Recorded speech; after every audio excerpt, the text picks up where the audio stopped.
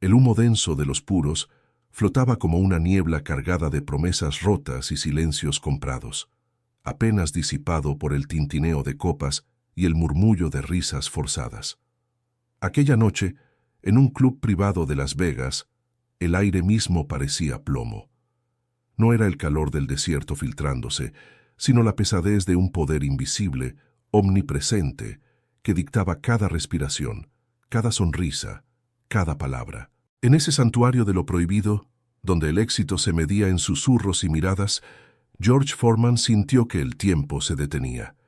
Era un ambiente de terciopelo y sombras, donde las fortunas se hacían y se perdían con la misma facilidad con la que se encendía un cigarrillo.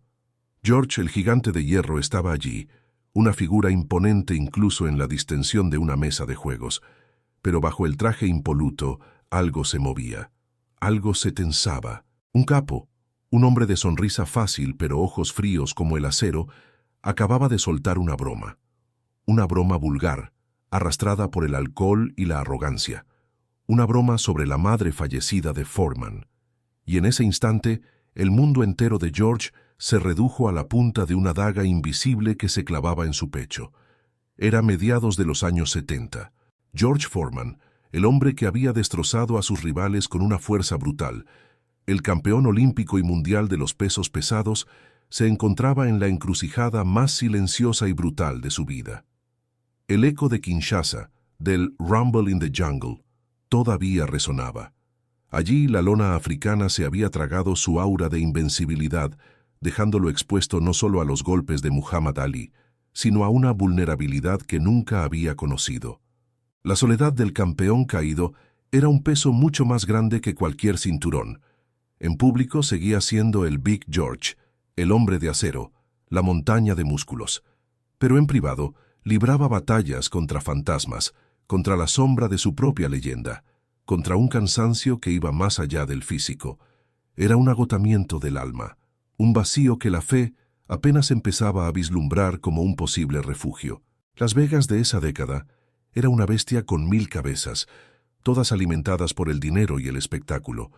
El entretenimiento, el deporte y el crimen organizado convivían en una danza peligrosa, donde los límites entre uno y otro eran tan difusos como el humo de los puros que empañaban los salones. Y en el centro de esa red, hombres como el que se sentaba frente a George Foreman tejían los hilos. Este capo, con su séquito de hombres trajeados y su control sobre los negocios nocturnos, no era solo una persona. Era la encarnación de un sistema, de una estructura que veía a figuras como Foreman como meros activos, piezas en un tablero donde la dignidad de un hombre negro era un detalle insignificante, un detalle menor frente al espectáculo, frente al dinero, frente al poder. Querían controlar la narrativa, la obediencia, el silencio. El dilema de Foreman era brutalmente simple, pero su resolución devastadoramente compleja. Podía ceder, tragar la humillación y sobrevivir en un mundo que ya lo había puesto de rodillas. Podría mantener sus contratos, su estatus, su futuro en una industria que no toleraba la disidencia de sus estrellas. O podía negarse, plantarse y pagar un precio incalculable. Un precio que, en Las Vegas, podía significar mucho más que el fin de una carrera. Podría significar la marca de ser problemático, una etiqueta que se adhería como un veneno lento, pero el verdadero coste era mucho más profundo. Cómo proteger el recuerdo de su madre, de la mujer que había sido su santuario, sin manchar su propia alma con una venganza que lo rebajaría al nivel de su agresor. Cómo mantener su orgullo sin caer en la trampa de la ira predecible, la ira que todos esperaban, la ira que justificaría su castigo. La tensión en la sala se podía cortar con un cuchillo. Cada mirada, cada respiración contenida, esperando la inevitable explosión. Los músculos de Foreman se tensaban bajo el traje, la mandíbula apretada. Era el momento exacto en que el volcán estaba a punto de erupcionar. Pero entonces sucedió algo que nadie, absolutamente nadie, esperaba. Dean Martin, el rey del cool, el hombre que parecía flotar entre el humo y el whisky con una gracia etérea, se inclinó ligeramente. Susurró algo. Unas pocas palabras, inaudibles para el resto de la mesa, se deslizaron de sus labios y llegaron al oído del capo. La reacción del mafioso fue instantánea. Un pálido repentino tiñó su rostro. Un destello de furia contenida, casi imperceptible, cruzó sus ojos. Luego una risa forzada, vacía, que sonó hueca en el ambiente ya cargado.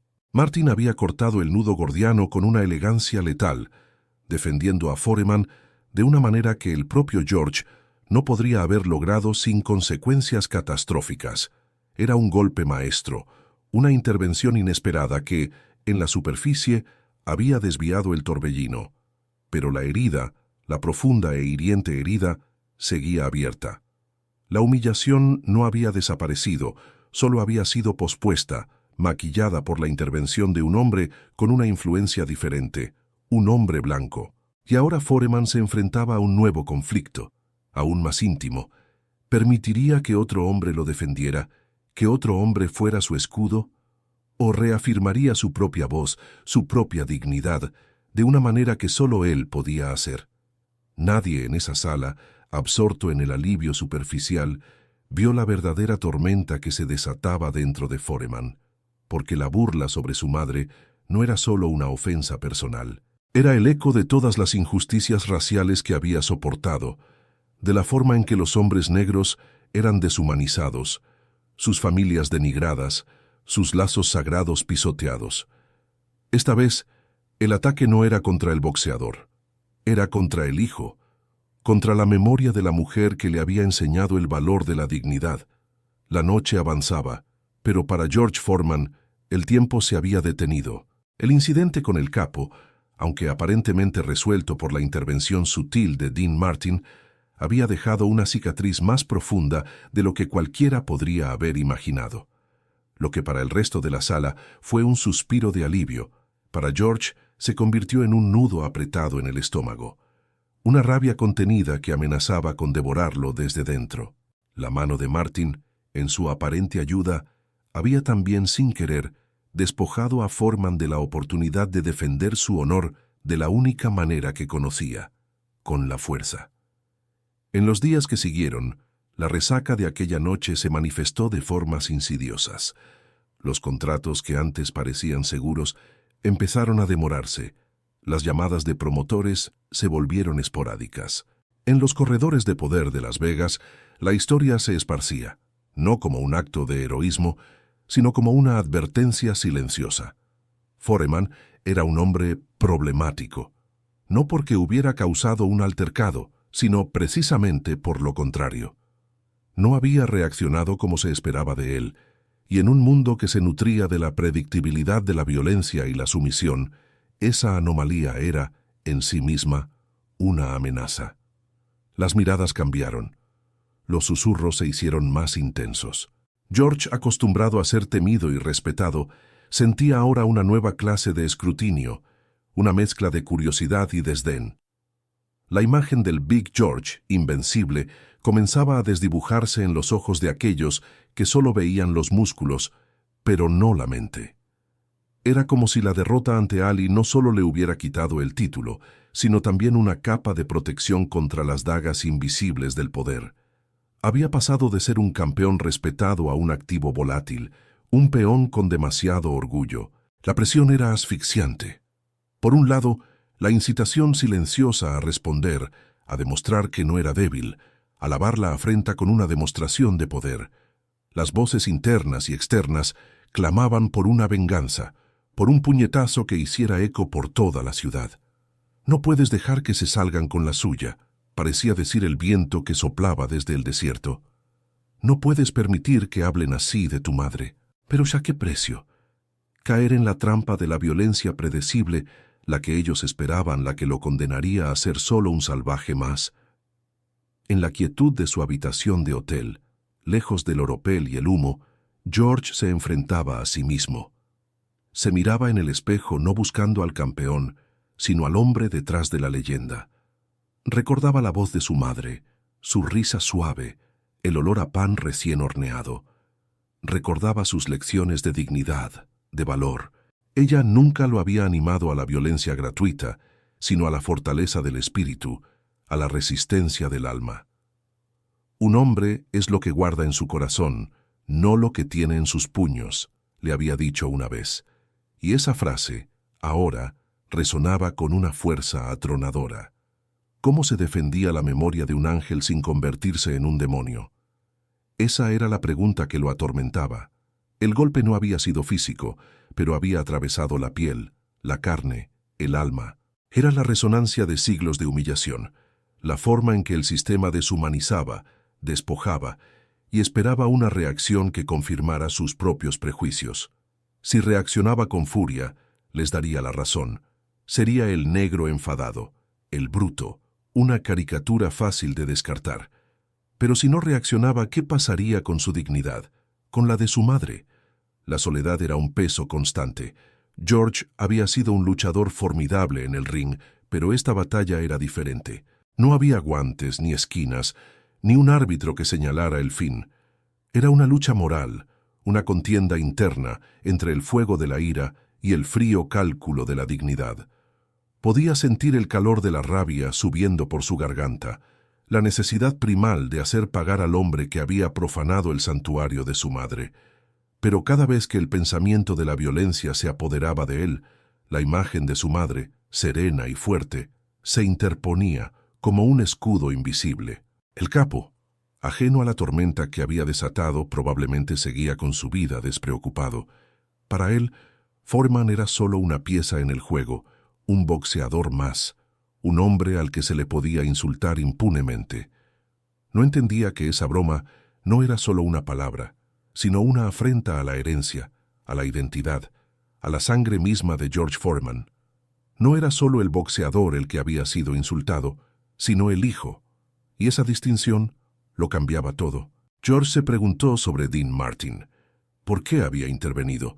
¿Fue por un acto genuino de decencia o simplemente por mantener la paz en su territorio, en su club? La intervención de Martin había salvado a George de una confrontación física con consecuencias desastrosas, pero también lo había dejado con una sensación amarga. La sensación de que, una vez más, la responsabilidad de su honor había recaído en un hombre blanco, un hombre con un tipo de poder diferente al suyo. No era gratitud lo que sentía, sino una complejidad emocional que lo dejaba aún más aislado en su dilema. Los días se convirtieron en semanas, y la sombra de aquel incidente seguía persiguiendo a Foreman. Ya no era solo la humillación, sino el peso de una decisión inminente. Tenía que hacer algo. No podía simplemente dejarlo pasar. No podía permitir que la imagen de su madre fuera manchada por la vulgaridad de aquel hombre, ni por la pasividad de su propia respuesta. Pero ¿qué podía hacer un hombre en su posición sin perderlo todo? ¿Cómo se enfrentaba a un sistema sin ser aplastado por él? La respuesta no llegó como un relámpago, sino como el lento amanecer tras una noche de tormenta. Comenzó a darse cuenta de que la fuerza no siempre residía en el impacto más ruidoso, sino en la resistencia más silenciosa, que la victoria verdadera no era la que dejaba a un oponente en el suelo, sino la que elevaba el espíritu, la que preservaba la integridad. Entendió que su madre no hubiera querido que se rebajara al nivel de su agresor. Ella le había enseñado a construir, no a destruir. Fue entonces cuando todo viró. No hubo un momento dramático, no hubo una epifanía repentina en la que una luz divina lo iluminara. Fue más bien una comprensión lenta y dolorosa, una aceptación de que la verdadera confrontación no estaba en el exterior, sino en su interior. La batalla más importante no era contra el capo, ni contra el sistema de Las Vegas. Era una batalla por su propia alma, por su propia definición de lo que significaba ser un hombre digno. George Foreman, el gigante que había derribado a tantos, el hombre que había sentido la ira hirviendo en sus venas, decidió que no buscaría la confrontación directa. No les daría la reacción que esperaban, no les concedería la satisfacción de verlo caer en la trampa. En cambio, con una serenidad que desarmaría incluso al más cínico, George se levantó lentamente de su asiento, sus grandes manos de boxeador descansando un momento sobre la mesa. Su mirada, antes llena de fuego, se posó en el capo. No había ira en ella, no había amenaza, solo una comprensión profunda, dolorosa y una tristeza inmensa. Lo que estaba a punto de hacer, nadie lo preveía. Con una serenidad que desarmó a todos, George Foreman se levantó lentamente de su asiento. La sala entera contuvo la respiración. Cada mirada, cada susurro se congeló. El gigante se movía, y la expectativa de una explosión, de la violencia que todos preveían, era tan palpable que cortaba el aire. Pero George no buscó la confrontación directa. Su mirada, antes llena de fuego y ahora transmutada en una intensidad que no era de amenaza, sino de una comprensión profunda y dolorosa, se posó en el capo. No había ira en sus ojos, solo una tristeza inmensa. Una tristeza que hablaba de un peso mucho mayor que cualquier victoria o derrota en el ring. Se acercó a la mesa, al epicentro de la afrenta, y con un gesto deliberado, tan lento y medido que cada milímetro de su movimiento pareció una eternidad, cogió una pequeña servilleta de lino. Aquellas manos que habían destrozado a los hombres más duros del mundo, que habían levantado cinturones de campeón con una facilidad brutal, se mostraron ahora extrañamente delicadas. Dobló la servilleta con una precisión casi ritualista, como si realizara un acto sagrado en medio de aquel profano salón. El susurro del lino al doblarse fue el único sonido que se atrevió a romper el silencio absoluto. Lo que hizo después fue el punto de inflexión. Con la servilleta doblada, impoluta en la palma de su mano, George Foreman se dirigió al capo. No le habló, no le gritó, no lo desafió con palabras. En cambio, extendió su mano, no para un apretón que ofreciera perdón, ni para un golpe que buscara venganza. Simplemente, con un silencio atronador que valía más que 1000 discursos, colocó la servilleta sobre la mesa, justo delante del hombre que había insultado la memoria de su madre. Era un gesto de limpieza, de borrón y cuenta nueva, pero también una declaración silenciosa, inquebrantable. La suciedad de esa broma, la vulgaridad de esa ofensa, no le pertenecía. La dignidad de su madre no podía ser manchada por la bajeza de otros. El capo, un hombre acostumbrado a la sumisión o a la confrontación abierta, se quedó paralizado. Su sonrisa forzada se disolvió en una expresión de pura estupefacción. ¿Qué significaba aquello? Desafío, desprecio. Era algo que su mundo no podía procesar. Era un arma moral, un acto de contención que valía más que cualquier golpe, más que cualquier arrebato de ira.